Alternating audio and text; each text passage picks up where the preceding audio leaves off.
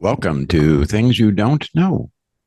And be prepared to get a bit uncomfortable as this episode addresses some of the most shameful things that were endorsed by the powers that be in the US of A.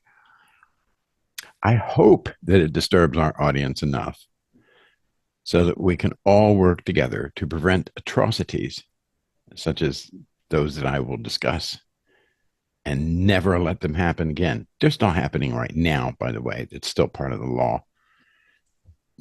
What I'm referring to is forced sterilizations and little things like euthanasia, life-changing things that have been imposed on people that have been categorized as damaged or unfit. As we explore this topic, you may be shocked to discover the long history of these practices and how closely some of the rulings parallel the Nazi philosophy of racial and genetic purity. My dear colleague, Dr. Deneen, has some concerns about presenting this topic, something we will discuss later.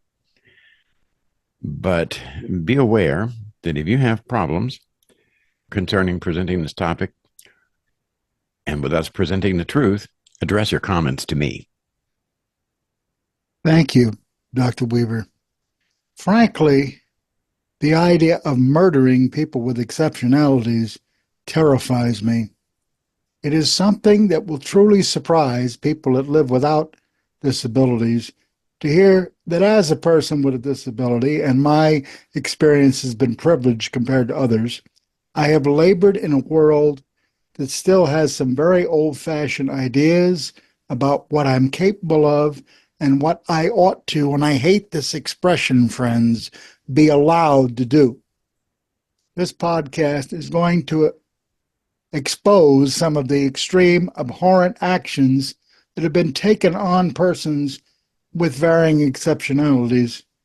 The ultimate expression of these terrible ideas would limit or even end the lives of people deemed unproductive, unfit, or of the wrong racial or gender background.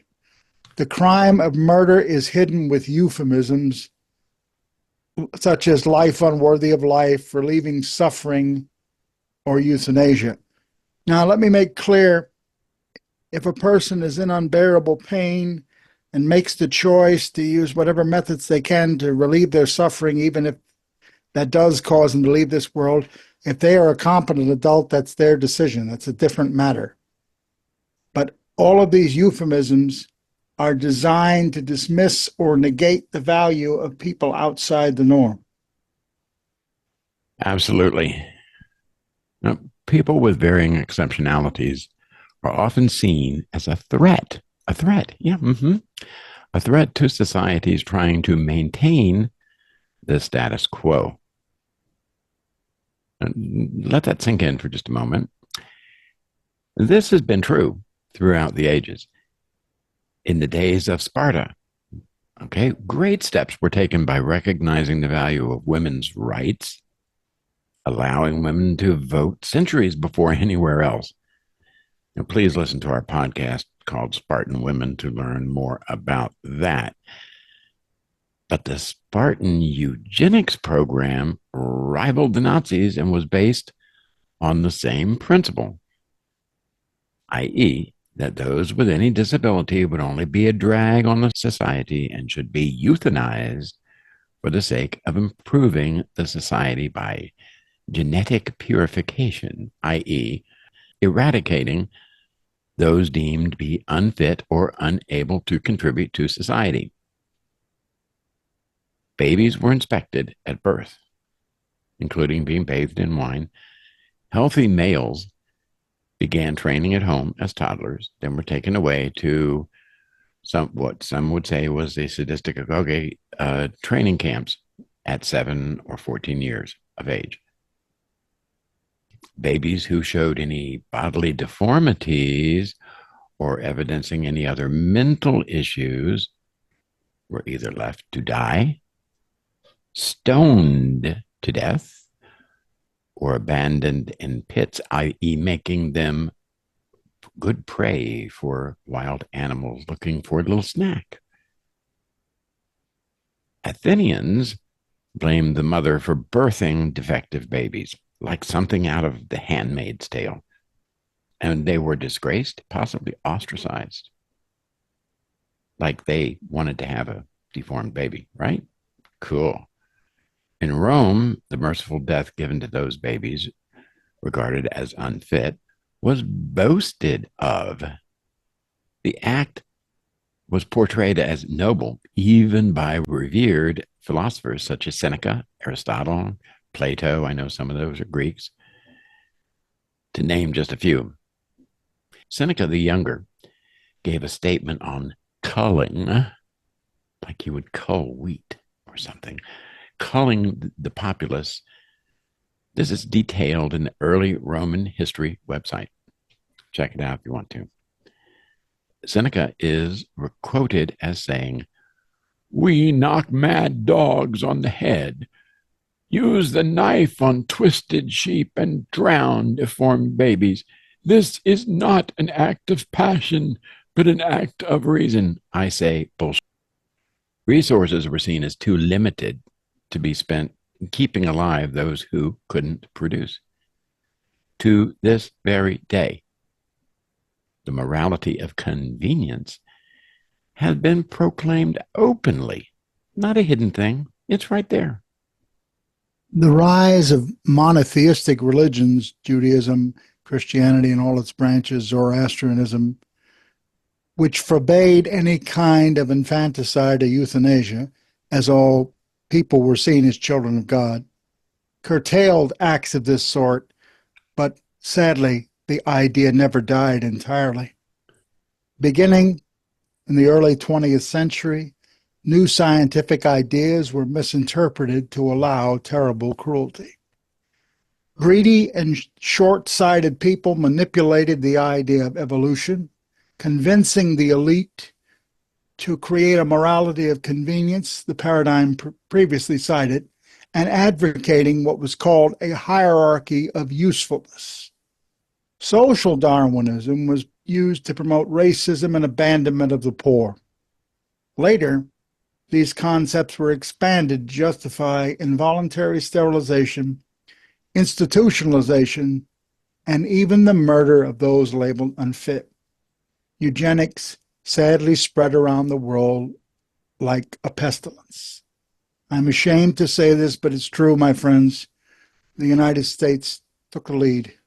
Heredity expert Sir Francis Galton, Darwin's cousin, became convinced people could be selectively bred like horses and cows. He advocated rewards for those of a healthy background to have more children. That still happens. That's a positive to some people. And encouraged them to have more defective children euthanized. The Nazi concept that Hitler swore by of a master race is generally derived from a 19th century racial theory, which posited a hierarchy of races based on the darkness of skin color. Count Joseph Arthur de Gobineau initially developed this horrendous 19th century concept. Gobineau's basic concept, as further refined and developed in Nazism, placed Black indigenous Australians and equatorial Africans at the bottom of the hierarchy, while white, northern, and Western Europeans, consisting of Germans, Swedes, Icelanders, Danes, Norwegians, British, Irish, Dutch, Belgian, and Northern French, were placed at its top. Olive-skinned white Southern Europeans, which consisted of the Southern French, Portuguese, Spaniards, Romanians, Italians, and Greeks, those were called the Mediterranean race, were regarded as a sub-race of the Caucasian race. The Nazi philosopher Alfred Rosenberg detailed the idea in greater depth. The Aryans, also Indo-Germans, are one of the three branches of the Caucasian, i.e., white race. They're divided into the Western European, as Dr. Deneen said, German, Roman, Greek, Slav, Let, Celt, and Eastern Asiatic Aryans. That is the Indian Hindu and Iranian Persian, Armenian, Georgian, Kurd. Non-Aryans are therefore the members of two other races, namely the Mongolian, yellow, and the Negroid, black races. The members of the two other branches of the Caucasian race, namely the Semites, Jews, Arabs, and Hamites, they were the Egyptians. The Finns and the Hungarians belong to the Mongoloid race, but it's hardly the intention of the law to treat them as non-Aryans. Thus, the non-Jewish members of the European Volk are Aryans. I don't know, maybe you want to say a little bit more about those, what I just talked about there, Dr. Dean. Certainly. Well, the concept was that light-skinned, Nordic background, preferably blonde hair and blue eyes, was a sign of superiority. And the occultic ideas practiced in the late 19th and early 20th century believed that racial mixing, along with eating meat, had destroyed the psychic powers and abilities of these Aryans. So strict segregation and vegetarianism were designed to bring everything right and make everything perfect. It's very similar to the crazy idea of the North Korean leadership that the dear leader can fly and raise the dead and all sorts of other ridiculous fantasies. I'm ashamed to say, friends, that Hitler's Bible of racial culling was written by an American scientist and businessman, even a philanthropist. He helped create the Bronx Zoo by the name of Madison Grant. It was titled The Passing of the Great Race.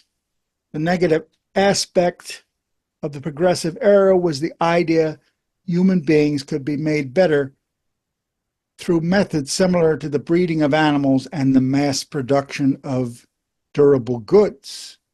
Sterilization laws, even euthanasia laws were created throughout the United States, limiting reproductive rights for anyone with almost any disability, hearing loss, epilepsy, paralysis, blindness, any sort of mental illness or learning difficulty.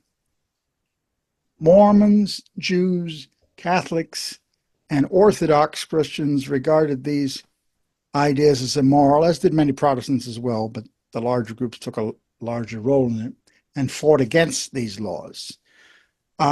Three-time presidential candidate William Jennings Bryan based much of his opposition to evolution, although Darwin himself did not believe in any of this, on what he saw as the corruption of Darwin's ideas to reinforce secularism and a racial hierarchy.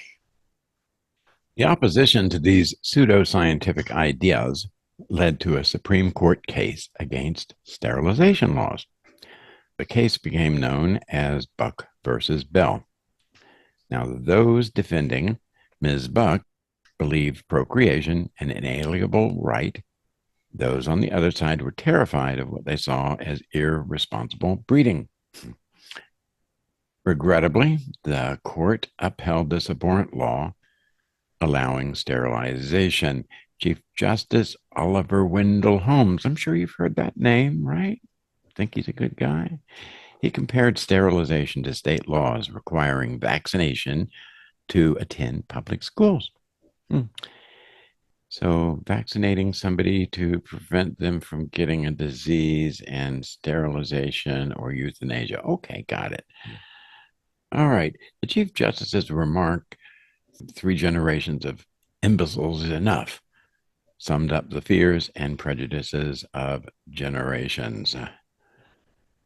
This topic, although very unpleasant, is very dear to my heart because as a person with cerebral palsy, if I had been born a century earlier with those laws allowing non-consensual sterilization, I could have been neutered.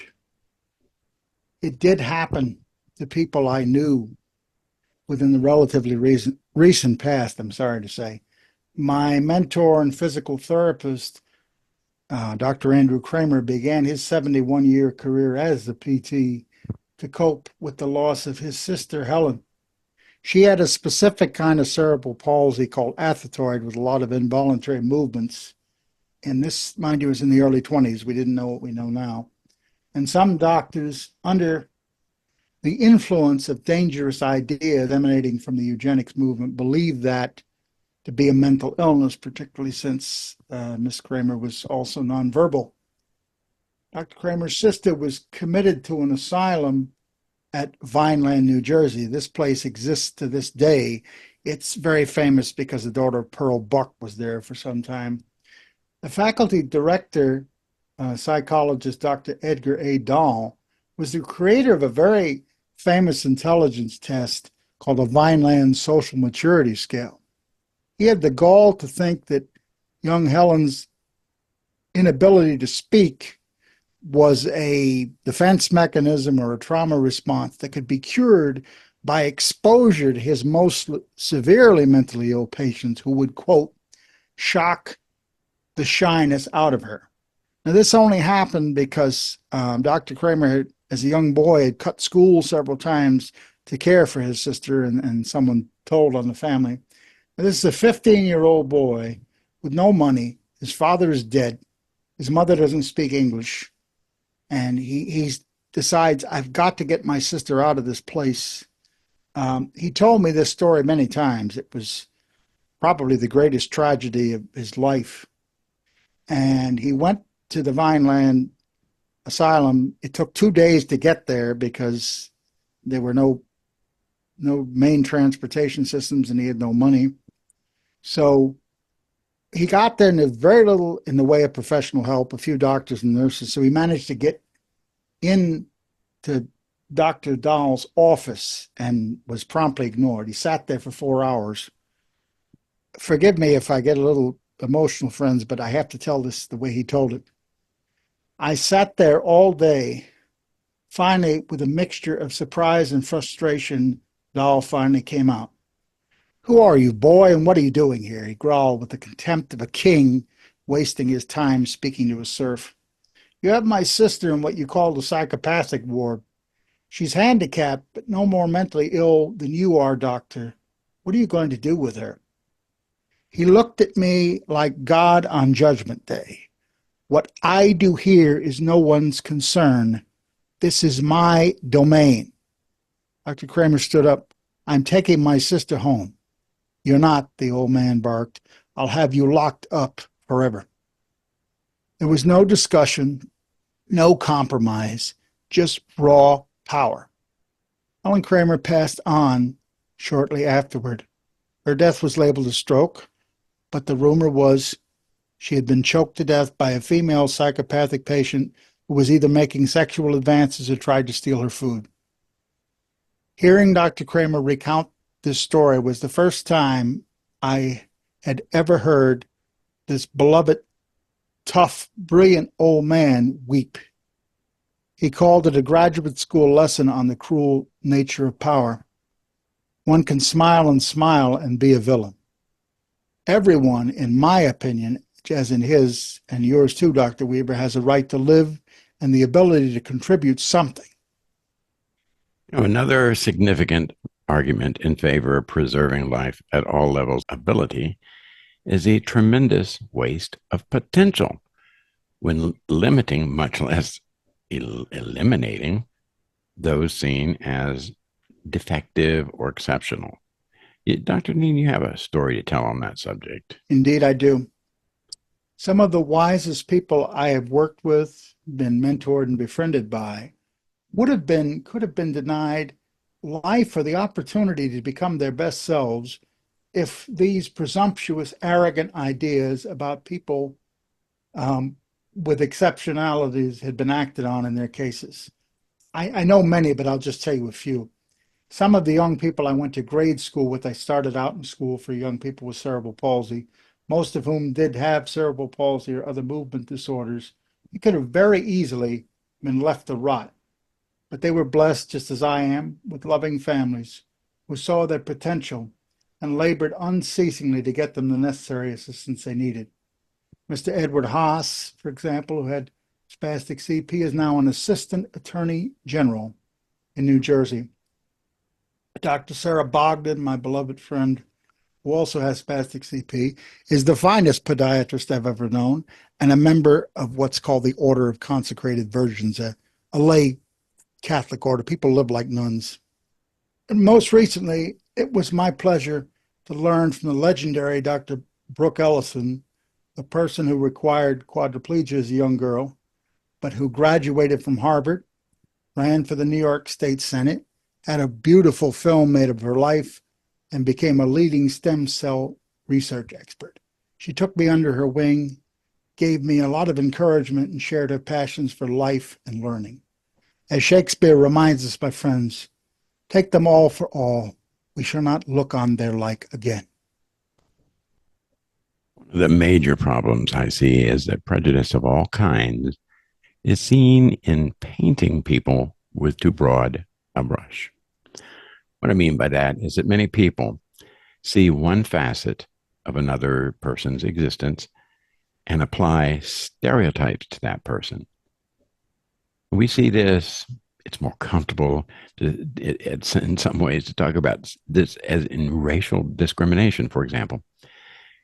Like you'll hear people say or imply that all African Americans can dance or like watermelon in jazz. God help us. In the identical vein, intelligence, much less worth, is often negatively ascribed to persons with any kind of an exceptionality, whether it's a movement problem, speech problems, or difficulty understanding complex ideas. People with exceptionalities have various assets across intellect, physicality, or other variables. Just because someone can't speak clearly does not mean they are mentally disabled. Just because someone is African American or has dark skin doesn't mean that you know anything about their personality. So, for example, if someone can't speak clearly or doesn't know, it doesn't mean that they're mentally disabled. Conversely, just because somebody has Down's syndrome does not mean they cannot effectively contribute to society. Open your eyes and see this issue for what it is: unwarranted and unreasonable prejudice. Quite frankly, I've detected this process of prejudice from other people towards you, Dr. Deneen. I've known many highly regarded and learned historians through my life and through various universities that I've taught in, etc. Many highly regarded, learned historians, and have not found any who outmatch you in terms of knowledge and the ability to explain the intricacies and connectedness of history. That significant ability, by the way, is one of the reasons I chose to work with you. Dr. Weaver, I'm very touched. History for me began in my childhood as a joyous distraction from temporary physical difficulties, as well as an attempt to understand just how great nations rise and fall, and became the passion of my life. Sadly, you are correct. Although a great deal of progress has been made, there are still people who feel that anyone, whether from exceptionality, age, circumstance, who cannot project a youthful standard of unrealistic perfection is to be cast into the shadows away from the mainstream. Ladies and gentlemen, all of us over time, if nothing else, will experience physical difficulties. I am thankful that as a people we have finally primarily disregarded the attempt to play God and decree who is allowed to live and who is not. Although this is certainly not a pleasant story, we must present history as it was, not as we'd like it to be. Knowing the facts is very necessary to prevent future outbreaks of these kind of abhorrent ideas. The thing that really does bother me is that these laws are still on the books. They're still there. Yes, unfortunately, they are. So I'm not sure if I agree with what you said about people not wanting to play God. I think it's still there. People be aware. You remember the story. You know, this group was hunted out and hurt. Another group, same thing, hunted down and hurt. And I said nothing. I did nothing. And another group, and another, and another, and I did nothing. And finally, they came for me, and there was no one left to help me. Okay, we're rounding that corner in several ways. We need to stop. We need to think. We need to be realistic. As I like to say sometimes, put on your big boy pants, look at it like look truth in the eye and say okay and do something about it. I do hope that you enjoyed the podcast and that you learned something. And we have a lot more things coming. Hey, while you're thinking about it, how about giving us a like? We're putting a lot out there on the line, and we would appreciate your support very much. I hope to see you back real soon. Bye for now. Good night, friends. If you're interested in a modern day telling of this eugenics idea and how it might be adapted, God forbid, in even our own society, Christine Dalker's master class is a wonderful, if a horrific, description of that idea in story form. Check it out. Goodbye for now.